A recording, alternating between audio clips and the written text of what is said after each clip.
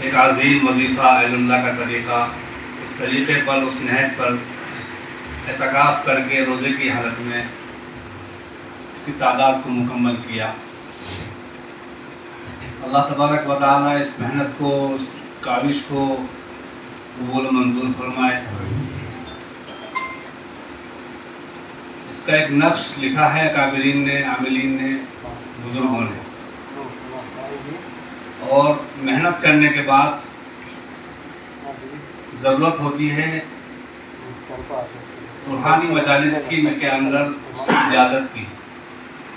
اور الحمدللہ جن لوگوں نے اس محنت کو کیا ہے، جمعرات سے لے کر کے آج تک جو اعتکاف کر کے اس وظیفے کو مکمل کیا ہے 367 مرتبہ۔ عام طور سے جو اکابرین کے ہاں سلسلہ چل رہا ہے، یہ وظیفہ ہوتا ہے سفر کے مہینے میں 5 تاریخ میں اعتکاف ہوتا ہے شام کو بعد نماز مغرب، اور 6، 7، 8 میں یہ وظیفہ مکمل کیا جاتا ہے۔ آج تقریباً 8 سفر مظفر ہے، 9 کی شب شروع ہو گئی ہے۔ آج الحمدللہ یہ وظیفہ مکمل ہو گیا ہے، اور اس کے لیے سب سے پہلے جو ہمارے حضرات اکابرین نے اس تعداد مکمل کی ہے، میری جانب سے اس کا نقش تیار کیا گیا ہے۔ پہلے وہ سب کو بطور ہدیہ پیش کیا جائے گا ان کی خدمت میں۔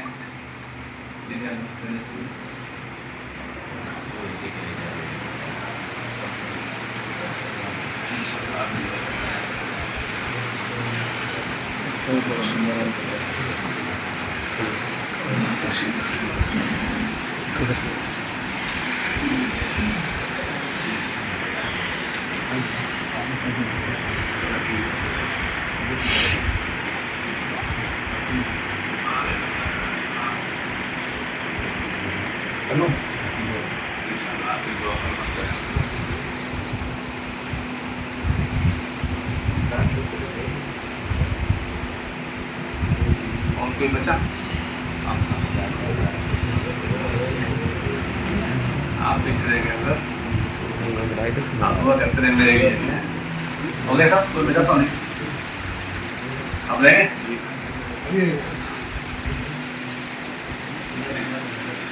ٹھیک ہے، آپ بھی رہ گئے؟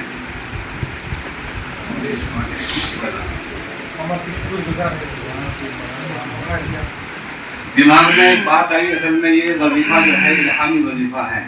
کابرین نے اس کے بارے میں لکھا ہے کہ یہ الہامی وظیفہ ہے۔ شیخ ابوالحسن شاذلی رحمۃ اللہ علیہ جب سفر حج پر تشریف لے جا رہے تھے تو ان کی کشتی یا ان کا جہاز جو بھی اس وقت ہوا کرتا تھا وہ سمندر کے طوفان میں گر گیا تھا۔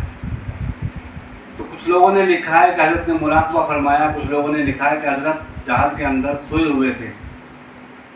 تو سونے کی حالت میں خواب ہوتا ہے، جاگنے کی حالت میں مراقبہ ہوا کرتا ہے۔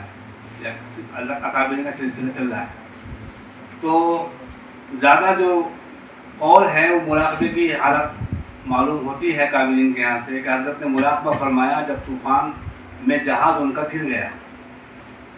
سرور کونین صلی اللہ علیہ وسلم تشریف لائے مراقبے کی حالت میں، فرمایا ابوالحسن اس دعا کو پڑھو۔ مستقل وہ زبان سے پڑھتے رہے مگر مراقبے کی حالت میں رہے، تمام مریدین اس کو سنتے رہے، اور سننے کے بعد جب حضرت مراقبے کی حالت سے اصلی حالت میں آئے تو مریدین نے کہا کہ آپ یہ دعا ابھی پڑھ رہے تھے تو آپ لوگ بھی اس دعا کو پڑھو۔ تو یہ وہ دعا ہے کہ دنیا کے اندر کوئی بھی مشکل ہمارے سامنے آ جائے، اس مشکل کو ختم کرنے کے لیے اللہ رب العزت کی رحمت جوش میں آتی ہے اس کو پڑھنے کے بعد۔ خداوند کریم اپنے اس بندے کو ان تمام دعاؤں کی برکت سے حفاظت فرما لیتے ہیں اس بندے کی جو اس کو پڑھتا ہے۔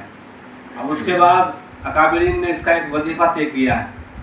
ہندوستان اور پڑوسی ملکوں میں یہ جو وظیفہ ہوا کرتا ہے تقریباً اس کی تعداد ہے روزانہ 3 مرتبہ۔ اکثر علماء کے یہاں اس کی تعداد 365، 367 اور کچھ کے یہاں 142 بھی ہوتی ہے روزانہ 3 دن تک۔ تو الحمدللہ جب یہ وظیفہ مکمل کر رہے تھے ہمارے ساتھی اس مسجد کے اندر بیٹھ کر تقریباً ظہر کے بعد ایک بات ذہن میں آئی کہ یہ جو اکابرین یہاں تشریف فرما ہیں، معتکف ہیں، روزے کی حالت میں ہیں، ان کو لقب دیا جائے خزیرۃ القدس کا. ذہن میں ایک بات آئی کیونکہ یہ الہامی دعا ہے اور اس کے پڑھنے والے کو، اس کے عامل کو جہاں سے یہ دعا چلی وہاں تک مستقل الہام، آنے والی حالات سے آگاہی ہو جانا، ساری باتیں معلوم ہو جانا، یہ اس دعا کی خصوصیت ہے. اب اس کے بارے میں انشاءاللہ تمام پڑھنے والوں کو جنہوں نے یہاں معتکف ہو کر کے روزے کی حالت میں اس وقت کی تعداد پوری کی ہے، چاہے وہ 3 مرتبہ روزانہ کی ہو چاہے 367 مرتبہ کی ہو، ان سب کو میری طرف سے اجازت ہے الحمدللہ.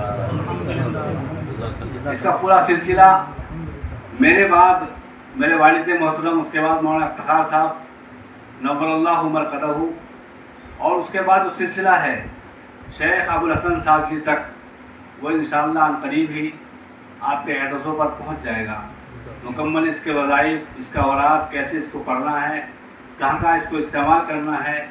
میں تو کبھی کبھی اس بات کو کہا کرتا ہوں کہ دنیا کے اندر قرآن و احادیث کے بعد کوئی بھی عمل اس سے افضل نہیں ہے، کوئی بھی عمل اس سے افضل نہیں ہے. تو آج ہم لوگوں نے اس کی تعداد مکمل کی ہے. ہم بہت زہر مقدر ہیں، زہر قسمت ہیں.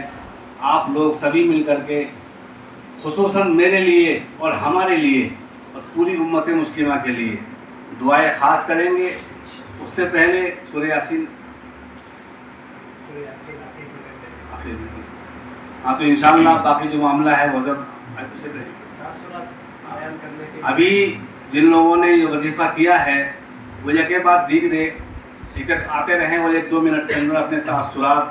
کچھ لوگوں نے پہلے بھی یہ وظیفہ کیا ہے، 3 مرتبہ کی تعداد میں مکمل کیا ہے، تو وہ حضرات تشریف لاتے رہیں، اپنے تاثرات کا اظہار فرمائیں کہ ان کو پہلے پڑھنے میں اور اس عمل میں، اس وظیفے کے اندر جو یہاں جامع دارالایمان کے اندر اس کی مسجد میں اعتکاف کر کے جو پڑھنے میں مزہ آیا، اس کے تاثرات کا اظہار فرمائیں، تاکہ ہمارے ذمہ داران جن لوگوں نے محنت کی ماشاءاللہ، خصوصاً مبارکباد کے مستحق ہیں مولانا عبدالعلیم صاحب دام ذلکم العالی، اللہ تبارک و تعالیٰ ان کی ہر شر سے حفاظت فرمائے اور اس مدرسے کو، اس جامعہ کو ایک مرکز بنا دے.